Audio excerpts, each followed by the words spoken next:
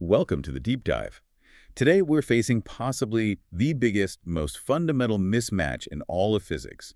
We're calling it the $10 problem. It's a staggering number, isn't it? $10, that's the gap, the colossal disagreement between how quantum mechanics sees the vacuum energy and what our telescopes actually measure for the universe's expansion. A 61 order of magnitude difference. Yes. It's mind-boggling. It shows our best theories, quantum mechanics and general relativity, are fundamentally incomplete, or at least they don't talk to each other properly. Precisely. They're stunningly successful in their own domains, but where they should meet, they clash spectacularly, and that's the code we're trying to crack today in this deep dive. And the proposed solution we're exploring from these sources, is something called the Qmn theorem. Quite a claim. It is a bold claim. The core idea, the central thesis that emerges when you synthesize these theoretical works, is that we've been looking at space-time all wrong. How so?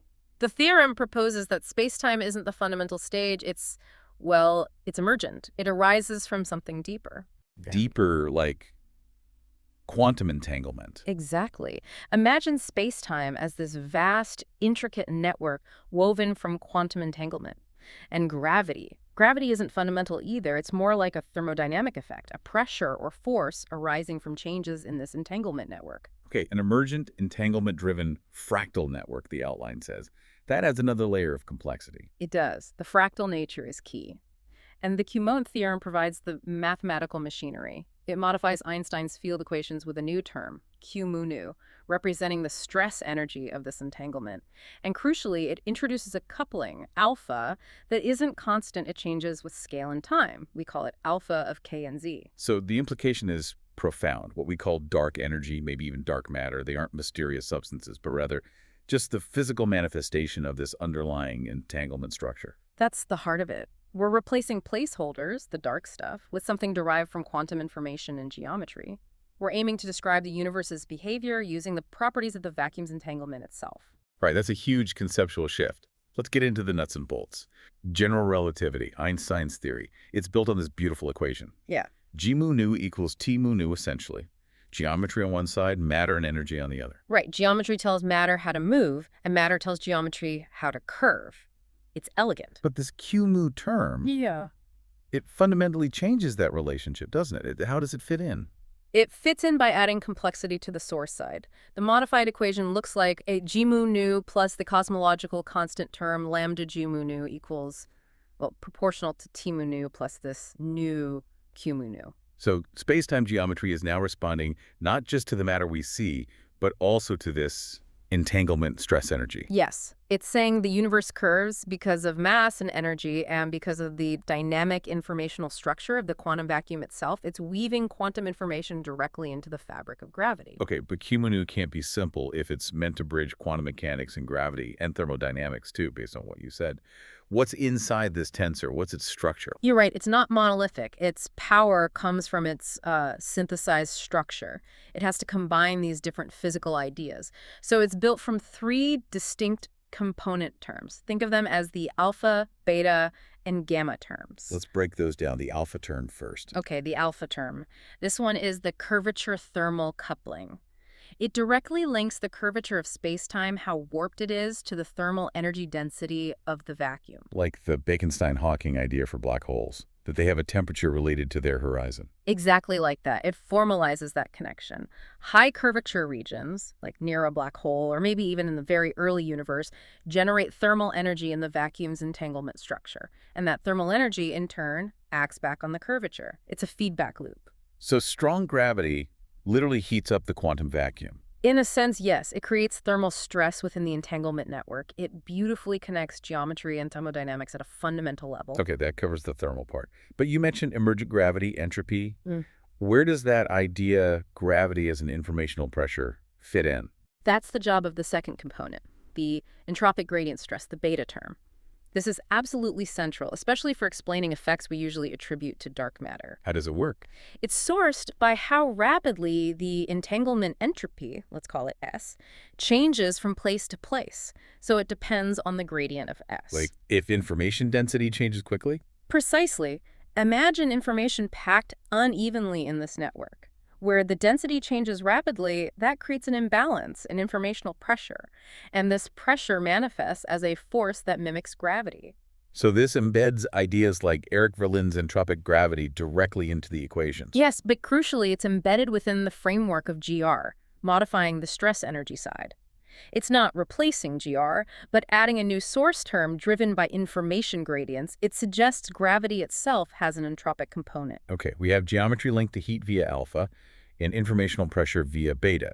What's the third piece, the gamma term? It must relate to core quantum stuff, right? Yeah. Fluctuations. Exactly. The gamma term is the quantum fluctuation stress. This accounts for the irreducible baseline energy and stress coming from quantum vacuum fluctuations, the zero-point energy, essentially. The very thing that causes the Tensor problem in the first place when calculated naively. Yes, but here it's handled differently. It's represented by a field, sigma, describing the amplitude and correlations of these fluctuations. This term provides a geometrically consistent way to incorporate vacuum energy, aiming to resolve that huge discrepancy by linking it to the structure of the vacuum itself, regulated by the other terms. Okay, alpha for heat, beta for entropy gradients, gamma for quantum noise. That's quite a modification to Einstein's equations. It is. It's weaving together threads from thermodynamics, quantum information, and geometry. Which brings up a huge flashing red light for any physicist: conservation laws. Energy and momentum conservation is bedrock. Does adding this complex geometry-dependent Qμ term break that fundamental rule? That's the critical question, isn't it? And the answer, perhaps surprisingly, is no.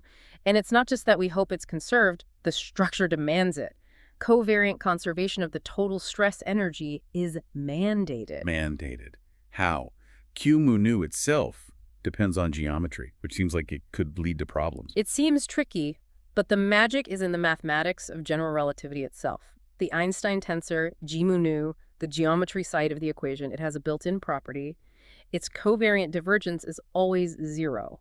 Always. That's the Bianchi identity, right? Exactly. So nabla-mu Qμ is identically zero. Now look at our modified equation. Qμ plus lambda term equals Tμ plus Qμ if we take the covariant divergence of the whole equation. The left side, the geometry side, automatically vanishes because of the Bianchi identity. Precisely, which means the covariant divergence of the right side must also be zero to maintain the equality. So nabla-mu plus Qμ, the total stress energy, matter plus entanglement, must be conserved. It's a mathematical necessity of the framework.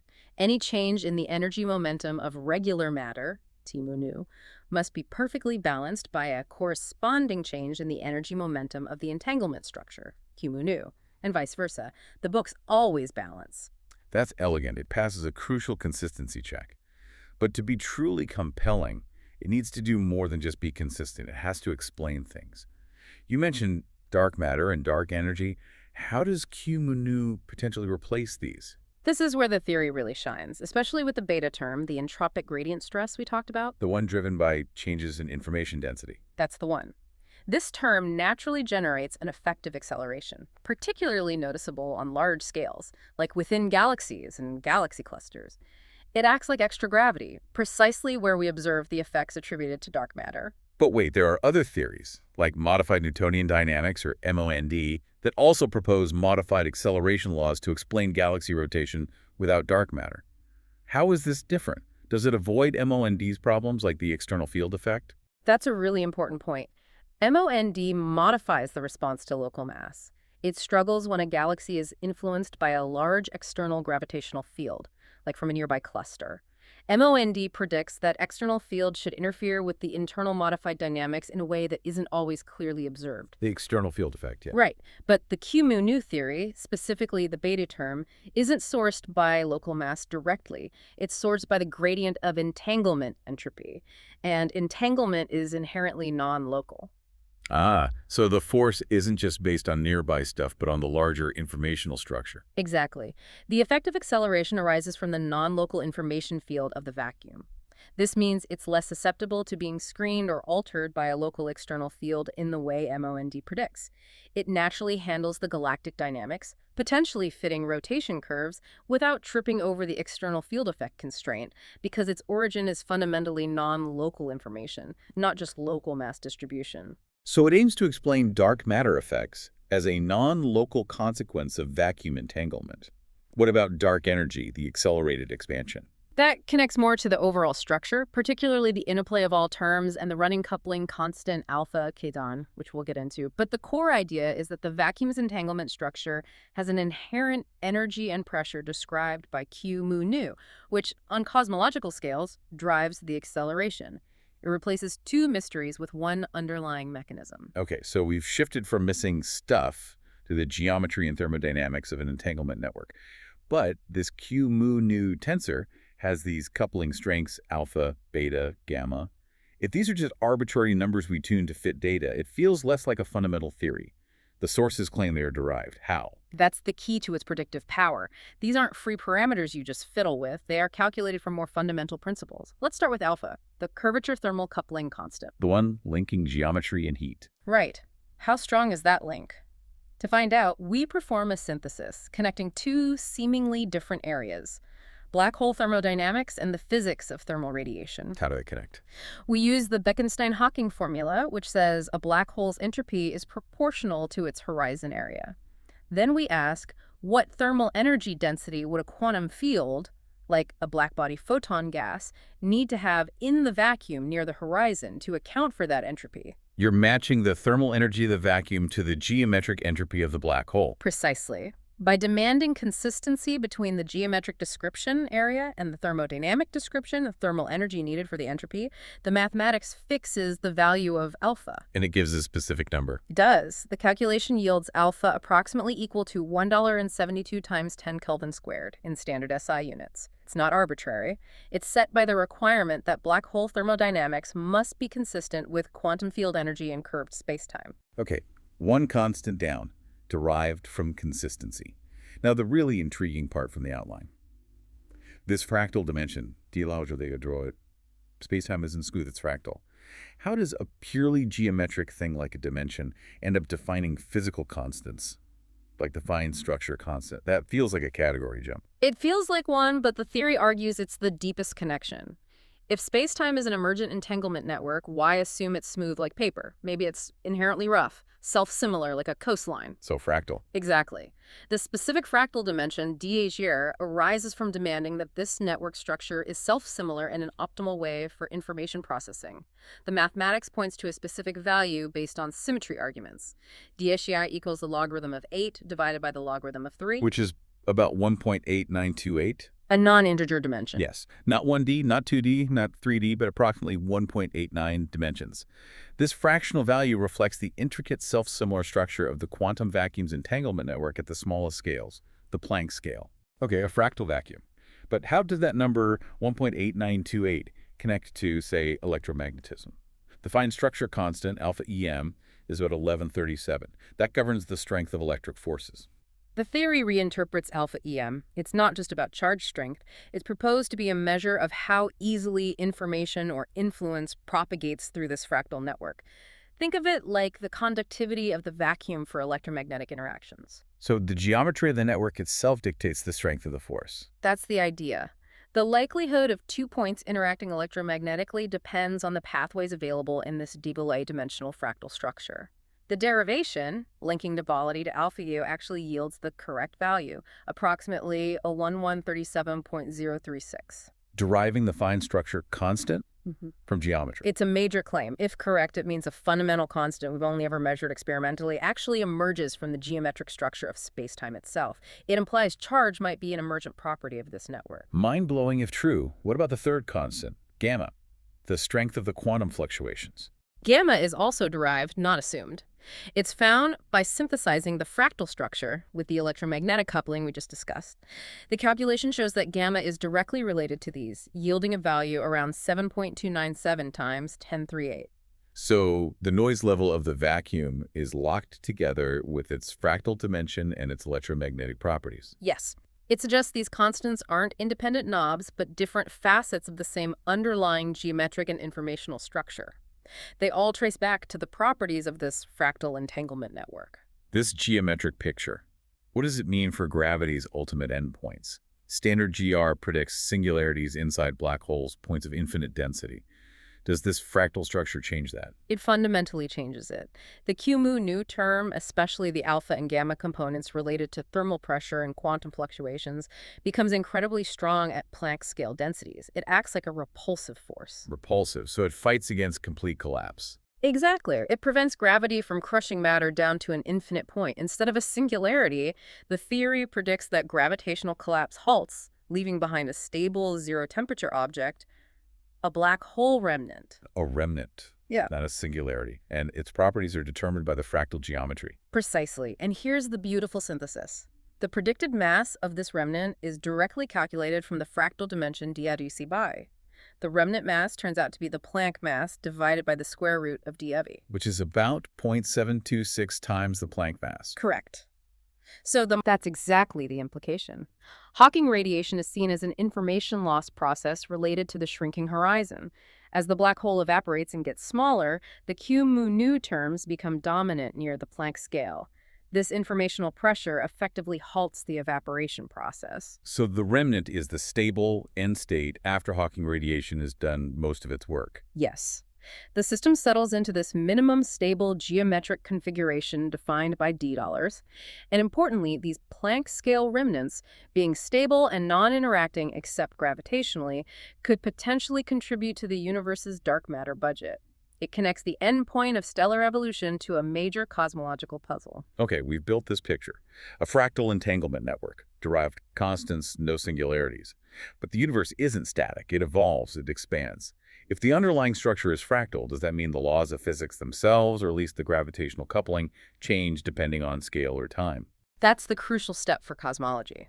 If the connection between geometry and entanglement, governed by alpha, depends on the underlying structure, and that structure is fractal, then the coupling can't be constant. It must run. Run, like the coupling constants in particle physics. Exactly like that concept. We need to upgrade the constant alpha zero, derived from black holes, to a function that depends on scale, represented by wave number Eulers, and cosmic time, represented by redshift Saros. We call this alpha kz. Alpha of k and z.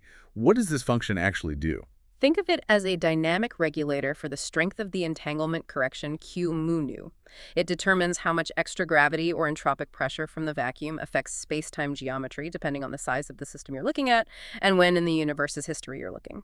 Can you describe its behavior simply? How does it depend on scale dollars and redshift Saros? Well, the specific form given in the sources is basically alpha 0 divided by 1 plus k over k star of z squared. The key parts are, it depends inversely on the square of the scale, Tₘₙ dollars. Inverse square. Yeah. So larger scales, smaller dollars mean the correction is stronger. Exactly. At small scales, like in the solar system, $2 is large, and the correction term becomes tiny. So you just recover standard general relativity, which works beautifully locally. But on vast cosmological scales, $2 is small, and the correction term involving Qμ kicks in significantly. And the Zeldi dependence, the k star of Zelda term. That k-star introduces a characteristic scale that evolves with redshift dollars. It means the scale at which the correction becomes important changes over cosmic time. The turn-on scale was different in the early universe, high Zeller compared to today, low Zeller. Okay, a scale-dependent gravity, stronger on large scales and evolving over time. This sounds purpose-built to tackle cosmological problems, like the Hubble tension. Precisely. The Hubble tension is this nagging disagreement. Measurements based on the early universe, like the cosmic microwave background, CMB, give a Hubble constant, h$ to dollars, around 67 kilometers MPC. But measurements using the local late-time universe, like supernovae distance ladders, give a higher value, around 73. They just don't agree, and the error bars don't overlap. Right. The alpha kc function offers a natural resolution. Because the entanglement correction, Qμ, becomes significant at late times, low zeros, and large scales, low dollars, it subtly suppresses the growth of large structures like galaxy clusters compared to what standard GR projects. How does suppressing structure growth fix the Hubble constant discrepancy? It changes the relationship between distance and redshift that we infer from late-time observations. If structure grows less efficiently than assumed, then objects at a given redshift are actually slightly farther away than standard calculations suggest. This recalibrates the cosmic distance ladder. So the local measurements using standard GR are systematically underestimating distances because they don't account for this large-scale gravitational modification. That's the core argument. When you factor in the effect of alpha Kz, the predicted year-billion-dollar value comes out around 68.2 kilometers MPC. This value aligns beautifully with independent measurements from large-scale structure surveys, like DASI, which probe the relevant scales. And it also explains why the CMB gives a lower value. Yes, because the CMB reflects the physics of the early universe, high Celestian probe structures on relatively smaller angular scales, higher effective Keller for some analyses. In that regime, alpha dictates that the entanglement correction is much smaller, so the inferred HE$ is naturally closer to the standard GR prediction, around 67. The tension dissolves because gravity itself isn't constant. Its effective strength depends on the scale and epoch you're probing. It's not an error. It's physics changing with scale. Okay, that connects cosmology. But earlier, you said the beta term, the entropic gradient, explains galaxy rotation. Dark matter. Does that galactic physics connect to this cosmological alpha K? It needs to be unified. Absolutely. The theory wouldn't hold water if the physics at galactic scales was totally divorced from the cosmology. The entropic stress from the beta term must be consistent with the overall framework, including the running coupling. And the test for that is the Tully-Fisher relation. The baryonic Tully-Fisher relation, yes, BTFR. This is a very tight empirical observation. For spiral galaxies, the fourth power of their flat rotation speed is directly proportional to their total baryonic mass, the mass in stars and gas alone. MOND theories are known to reproduce this V-Taylor scaling quite well. Can the entropic beta term do it too? And why V-Taylors? Yes, it can, and the V-Taylor scaling emerges naturally from the entropic gradient idea in the relevant regime. Here's the gist. In the low acceleration environment of outer galaxy halos, the informational pressure from the entropy gradient simplifies mathematically. Simplifies how? To produce the observed flat rotation curves, the required entropic acceleration turns out to scale in just the right way with the baryonic mass distribution. When you translate that required acceleration back into the velocity, the math forces the V-Taylor proportionality to baryonic mass. So this specific scaling comes from the nature of the entropic force in that low acceleration limit. Exactly. It's not just about fitting the shape of rotation curves, which many models can mimic by adding parameters. The Qmum framework, via the beta term, aims to reproduce the precise scaling and normalization of the BTFR from the fundamental principle of entropy gradients in the fractal vacuum. It shows the same underlying physics governing cosmic expansion also dictates the dynamics within individual galaxies. This is a remarkably cohesive picture-derived constants, resolved singularities, tackling dark matter, dark energy, and the Hubble tension, with one framework based on fractal geometry and entanglement. But physics lives and dies by experiment. What are the unique make-or-break predictions? How can we test this Qmn theorem? The theory makes specific falsifiable predictions across radically different regimes. We need consistency across all of them. There are three main pathways outlined in the source material. Okay, pathway one. Pathway 1, gravitational waves. Looking at the most extreme gravitational waves merging black holes. Specifically, we focus on the ring-down phase right after the merger when the newly formed black hole settles into its final state. Standard GR predicts a specific pattern of decaying waves, the quasi-normal modes, QNMs, determined just by the final mass and spin. How does Qμ change that? It changes the nature of the object that's ringing down. Remember, Qμ predicts a stable, structured remnant, not a smooth singularity hidden by a horizon. This remnant has a structure defined by that fractal dimension, d of a approx 1.89281. Like a tiny, ultra-dense quantum crystal. Sort of. It possesses internal vibrational modes because of this structure, modes that a classical Kerr black hole doesn't have. When the merger happens, the violent energy excites not just the external QNMs, but also these internal structural modes. And these internal vibrations affect the outgoing gravitational waves. Yes, they couple back. The prediction is that the ring-down signal won't be a simple decay. It should be the main QNM signal modulated by these higher frequency internal modes. You'd look for a characteristic beat pattern or a structured afterglow superimposed on the main decay. A specific signature. A specific complex signature in the gravitational wavetail, especially in high signal-to-noise events like the mentioned GW250114.